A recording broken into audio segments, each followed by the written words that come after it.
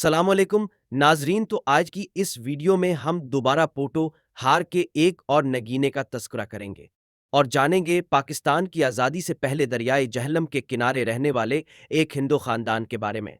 कैसे दरियाए जहलम के किनारे एक घर में पैदा होने वाला लड़का अपने शहर और अपने घर से दूर हो गया और मुस्तकबिल में भारतीय प्रधानमंत्री का ओहदा भी संभाले रखा। ये जहलम के इंदर कुमार की कहानी है, जिन्हें लोग आई के गुजराल के नाम से भी जानते हैं। इंदर कुमार जहलम के एक शुमाली मोहल्ले में पैदा हुए। ये 1919 का साल था और दिसंबर का महीना था जब अवतार नारायण और पुष्पा के घर एक बेटा पैदा हुआ जिसका नाम इंदर कुमार रखा गया। 1919 के साल में फरंगियों के खिलाफ तहरीक आज़ादी में बहुत तेजी आ गई थी। अमृतसर के जलियांवाला बाग में जनरल डायर के हुक्म पर सैकड़ों बेगनाह लोगों के कत्लेआम के बाद तहरीक आज़ादी अब बहुत जोर पकड़ चुकी थी।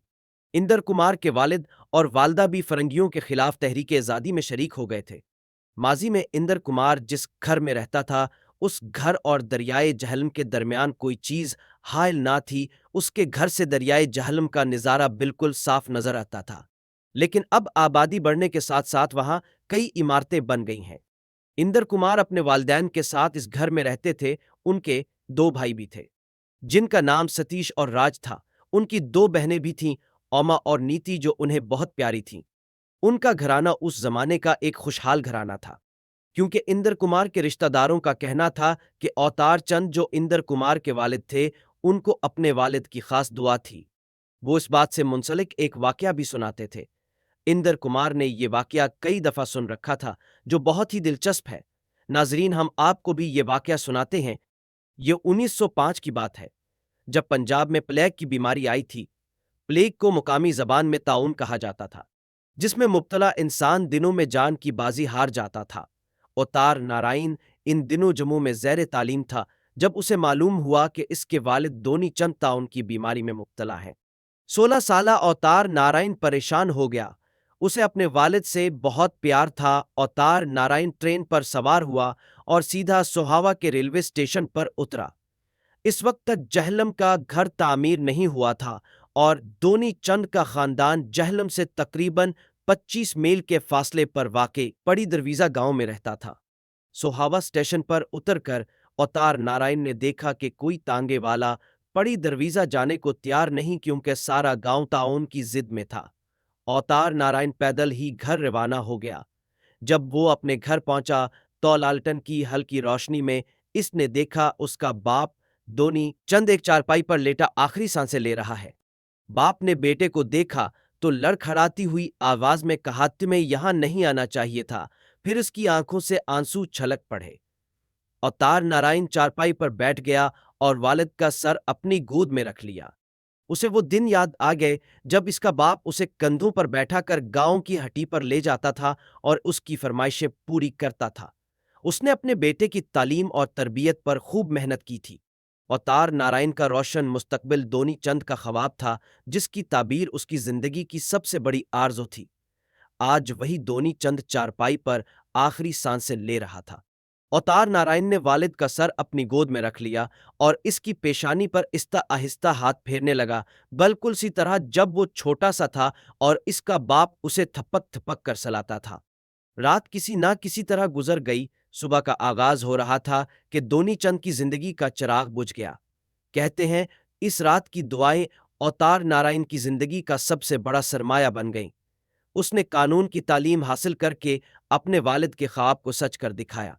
अब जिंदगी में खुशहाली आ गई थी और वो पड़ी दरवीज़ा से जहलम शहर में आ गए थे और दरिया के किनारे ये दो मंजिला घर बनाया था, जिसके झरोकों से दरियाए जहलम के पानियों का मंजर साफ दिखाई देता था। यहीं इंदर कुमार की पैदाइश हुई थी। वो जरा बड़ा हुआ तो उसे GT रोड पर वाक़ई गवर्नमेंट स्कूल में दाखिल करा दिया गया। स्कूल घर से कुछ फासले पर था, जहां तक जाने के लिए कोई ट्रांसपोर्ट नहीं थी।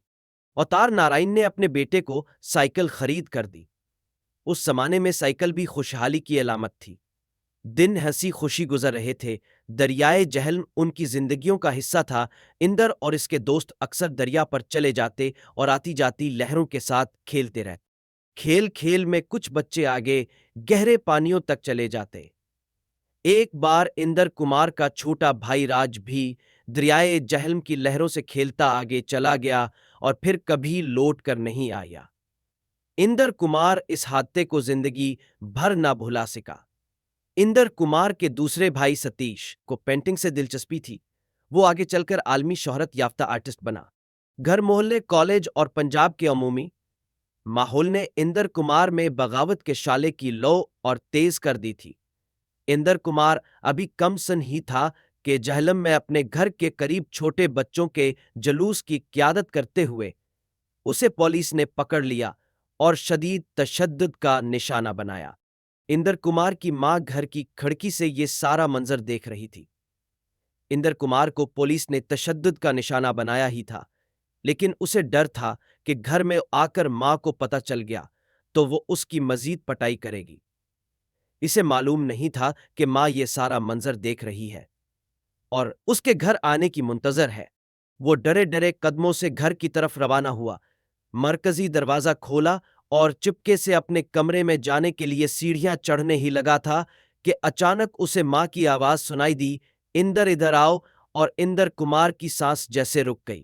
اندر نے جب واپس مڑ کر دیکھا تو اس کی ماں خوشی سے اس کو دیکھ رہی تھی۔ اس کی ماں نے اسے گلے لگایا اور اس کا ماتھا چوم لیا۔ جہلم میں سکول کی تعلیم کے بعد اندر کمار کو لاہور بھیج دیا گیا، جہاں وہ پہلے ہیلی کالج آف کامرس میں داخل ہوا اور پھر فارمن کرسین کالج سے ماسٹرز آف اکنامکس کی ڈگری حاصل کی۔ اسی کالج میں کمیونسٹ پارٹی کی اسٹوڈنٹ یونین میں اسے ایک مہربان خاتون سلطانہ کے ساتھ کام کرنے کا اتفاق ہوا۔ سلطانہ کو وہ تب سے جانتا تھا جب وہ نوجوان تھی اور اپنے والد کے ہمراہ جہلم میں رہتی تھی، جہاں اس کے والد محکمہ اتپاشی میں ملازم تھے۔ بعد میں سلطانہ کی شادی معروف ترقی پسند شاعر علی سردار جعفری سے ہوئی۔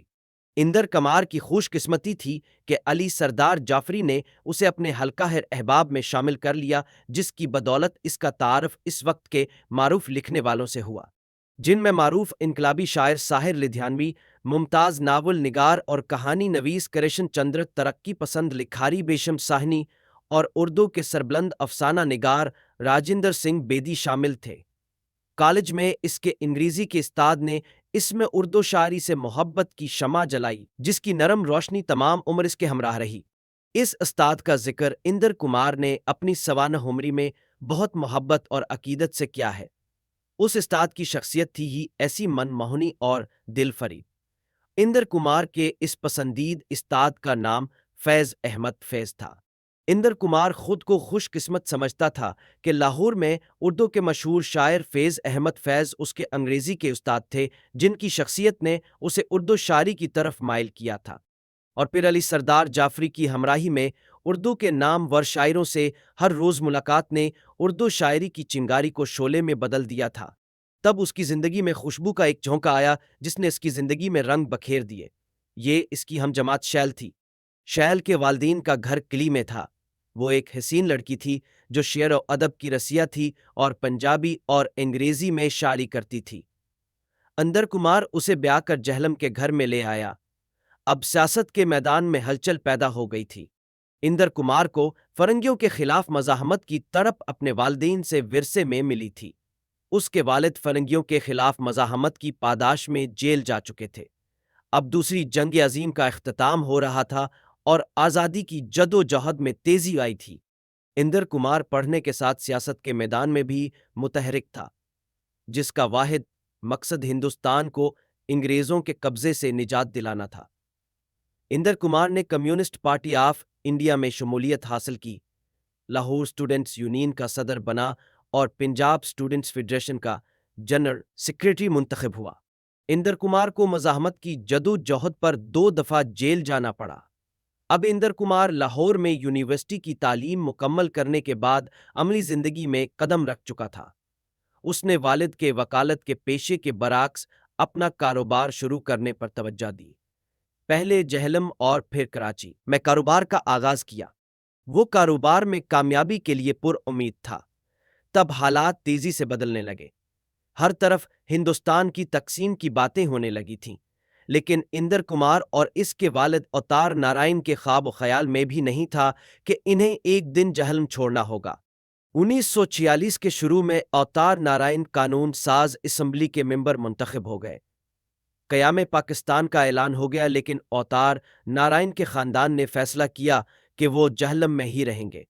1947 میں ہندوستان تقسیم ہو گیا، لیکن اندر کمار کے والد اوتار نارائن جو قانون ساز اسمبلی کے ممبر منتخب ہو چکے تھے، ان کی خواہش اور ارادہ اپنی جگہ، لیکن حالات روز بروز مشکل ہوتے جا رہے تھے، اور پھر ایک دن انہوں نے اپنے جہلم والے گھر کو چھوڑا، اپنے پیارے شہر جہلم کو الوداع کہا اور دہلی چلے گئے۔ شاید قدرت اسے زندگی کے ایک نئے تجربے سے متعارف کرا رہی تھی۔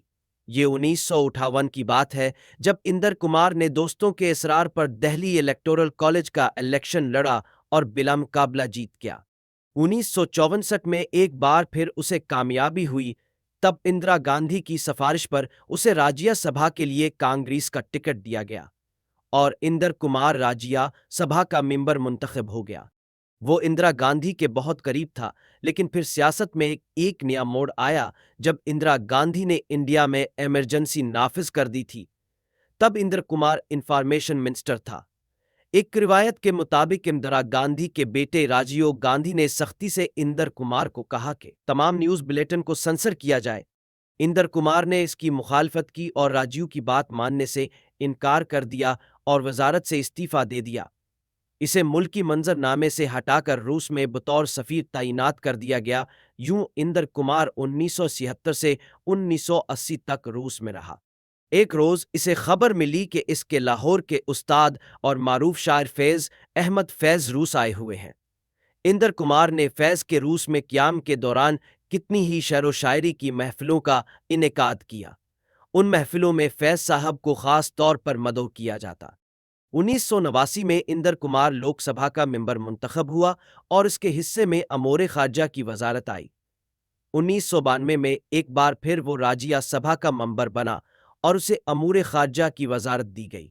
اپریل 1997 میں اس وقت کے بھارت کے وزیر اعظم دیو گوڑا اعتماد کا ووٹ حاصل نہ کر سکے تو یونائیٹڈ فرنٹ کی مخلوط حکومت کی طرف سے وزارت عظمیٰ کا تاج اندر کے سر پر رکھا گیا۔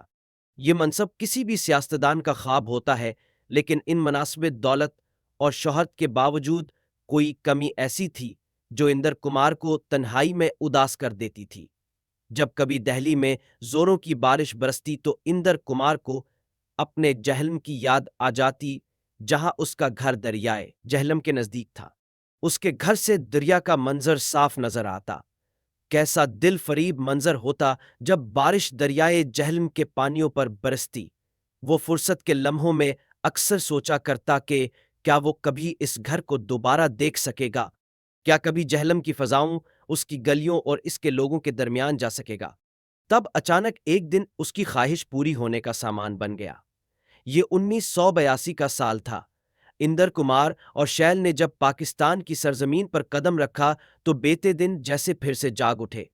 اندر کمار کی عمر کا ایک حصہ لاہور میں گزرا تھا، جہاں قدم قدم پر یادوں کے سائے تھے، لیکن اندر کمار کا دل اپنے جہلم کو دیکھنے کے لیے بے تاب تھا، اور پھر وہ دن بھی آ گیا جب وہ جہلم جا رہا تھا۔ سب سے پہلے اس نے اپنا سکول دیکھا جہاں وہ سائیکل پر آیا کرتا تھا، اور پھر شمالی محلے میں اپنے گھر کے سامنے پہنچ کر اسے یوں لگا جیسے وقت نے بہت کچھ بدل دیا ہو۔ لیکن جیسے ہی وہ شیل کا ہاتھ پکڑ کر اپنے گھر کی دہلیز پار کر کے اندر آیا تو یوں لگا وقت پیچھے کو لوٹ گیا ہے۔ یہی گھر تھا جہاں وہ شیل کو بیاہ کر لایا۔ وہ مرکزی دروازے سے اندر داخل ہوا تو بائیں ہاتھ اوپر جاتی جانی پہچانی سیڑھیاں تھیں، اور پھر وہ کمرہ جہاں وہ شادی کے بعد شیل کے ہمراہ رہتا تھا۔ کمرے میں جا کر گئے دنوں کی یادوں نے اسے گھیر لیا تھا۔ اس نے چاہا کاش وقت رک جائے، لیکن وقت کبھی رکتا نہیں۔ اسے یہاں سے جانا ہی تھا۔ اب وہ شیل کا ہاتھ پکڑ آہستہ آہستہ سیڑھیاں اترنے لگا۔ وہ آخری سیڑھی پر پہنچا ہی تھا کہ اسے یوں لگا کسی نے اس کا نام لے کر آواز دی ہے۔ یہ آوازیں اس کے ماں باپ کی تھیں تو لاشعوری سے آ رہی تھیں۔ گجرال جیسا انسان، دو شخصیت، 2012 میں انتقال کر گیا۔